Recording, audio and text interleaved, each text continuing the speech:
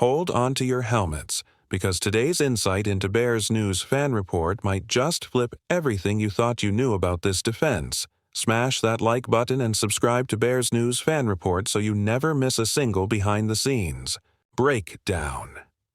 Now, imagine walking into Halas Hall on a chilly Chicago morning, the air buzzing not with the usual whispers of rebuilding, but with an electric promise of aggression and swagger. There's talk of a seismic shift, a transformation, in mindset that could turn the NFC North on its head. What if our vaunted front simply learned to bite back? What if the guy anchoring that line wasn't content to sit back and plug gaps, but was instead primed to launch a relentless assault on opposing quarterbacks? Could this be the dawn of a new era where pressure isn't just a consequence of scheme, but the very backbone of our identity? Leading the charge is a veteran presence whose reputation precedes him, a player whose resume includes multiple Pro Bowl nods and playoff clashes against the league's best offensive lines. Yet, even with all that hardware, he's expressed a hunger for more. Rumor has it he's been immersing himself in the head coach's newly minted attacking-style defense, a scheme designed not only to clog the middle on rundowns but to blitz through it on passing downs, too. Picture linebackers and safeties spilling off the edge, corner stunts confusing blockers, and our defensive tackle, though we'll get to his name in just a moment, setting the tone with his ferocious first-step attacks. Is it possible that this polarizing playbook could finally unlock the dominant front four Chicago fans have been clamoring for? Let's rewind to the spring, when whispers first started swirling about the new coordinator's aggressive blueprints. Scouts reported schematic sketches filled with gap-shooting blitz calls and overload pressures designed to keep opponents off balance. While some questioned whether our personnel could execute such a high-octane approach, insiders saw one player rising to the challenge behind closed doors. Day after day, rookie defensive linemen watched as this seasoned pro dissected film, pointing out weaknesses in technique, teaching younger teammates how to fire off the ball with authority, and rehearsing stunts until the pads rattled in practice. Could this quiet leadership be the secret ingredient that turns attacking style from buzzword into nightmare for opposing offenses? Historically, the Bears' defensive line has been a proud centerpiece of this franchise. Think back to the monsters of the Midway era. But in recent seasons, that glory felt distant. Sack totals dipped, pressures waned, and critics questioned if Chicago could ever regain its fearsome identity. Enter this unsung hero who arrived with the promise of stability and delivered flashes of dominance. Last season, he notched 42 quarterback pressures and tallied 5 sacks despite playing in a more conservative front. Now, with a scheme tailor-made for aggression, those numbers could skyrocket. Could he shatter his own personal best? Could this be the spark that ignites a defense capable of shutting down elite talents like Justin Fields or Kyler Murray every week? Of course, implementing an attacking ethos isn't without peril. Blitz too often and you risk giving up big plays. Stunt too aggressively, and misdirection could leave gaps exploitable by shifty backs. Yet there's a growing belief that the perfect balance lies in the hands of our veteran leader. Friends in the locker room whisper that he's been so committed to mastering every nuance of this scheme. He's even met with special teams coaches to fine-tune his hand placement and pad level. Some insiders believe that his preparation level alone could elevate the entire defensive front, turning it into a cohesive unit that strikes in unison. Is it conceivable that Chicago's rebuilt roster finally has a defensive linchpin with both the skill set and the mindset to bring these daring play calls to life? Let's not forget the human element of this journey.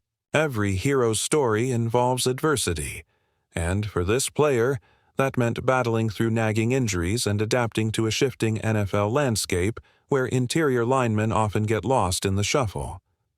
Yet, through every setback, he's maintained a laser focus on evolution, studying tape of the league's most disruptive interior pass rushers and incorporating their moves into his own arsenal.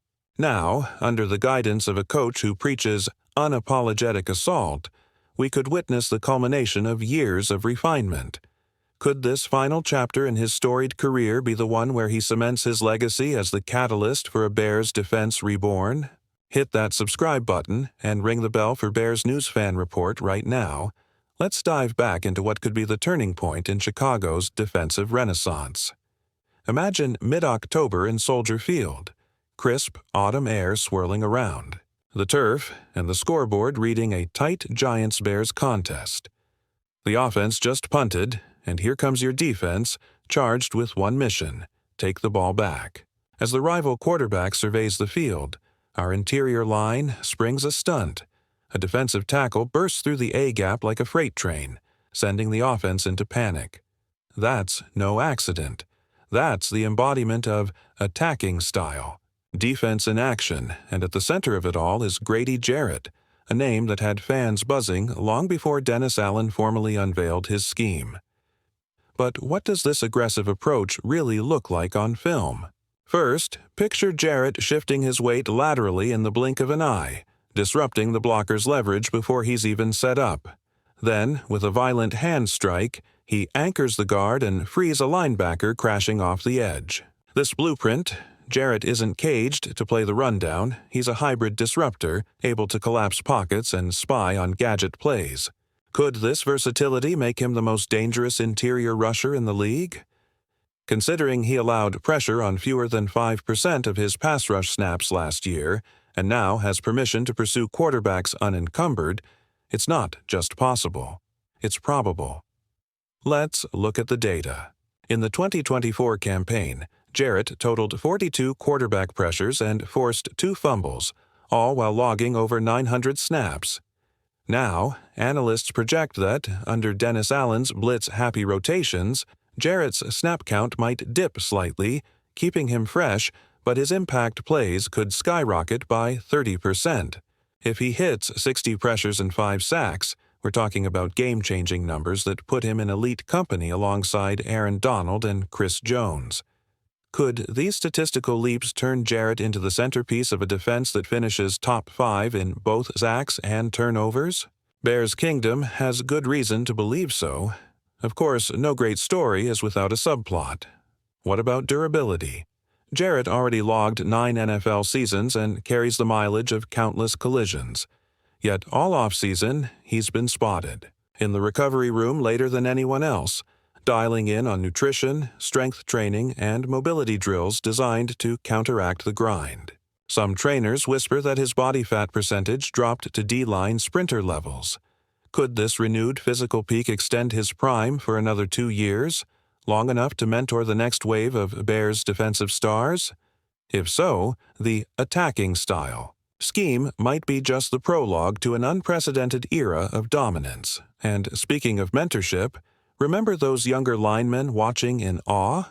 Rookie talents like Darnell Wright and Zach Tom haven't just been observing Jarrett's technique, they've been absorbing his mindset.